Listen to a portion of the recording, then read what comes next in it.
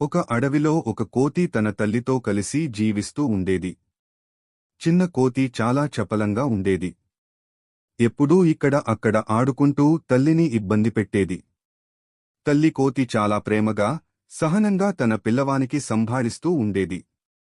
ఒకరోజు చిన్న కోతి జిగేల్మనే స్వభావంతో పెద్ద చెట్టు మీదకు ఎక్కి విహరించసాగింది. తల్లి కోతి తన బిడ్డను జాగ్రత్తగా చూసుకుంటూ ఉండేది. కొంతసేపటికి చిన్న కోతి చాలా ఎత్తుకు ఎక్కిపోయింది. కాని ఒక్కసారిగా కాలు జారి కింద పడబోయింది. ఈ దృశ్యం చూసిన తల్లి కోతి మెరుపు వేగంతో ముందుకు వెళ్లి తన పిల్లవాన్ని గట్టిగా పట్టుకుంది. చిన్న కోతి భయంతో కంపించిపోయింది. తల్లి ప్రేమ ఎంత గొప్పదో అర్థమైంది. ఆ రోజునుంచి చిన్న కోతి అజాగ్రత్తగా తిరగకుండా తల్లితో ఉండాలని నిర్ణయించుకుంది. ఈ కథ మనకు తెలియజేయడం ఏమిటంటే, తల్లిదండ్రుల ప్రేమ అపారమైంది.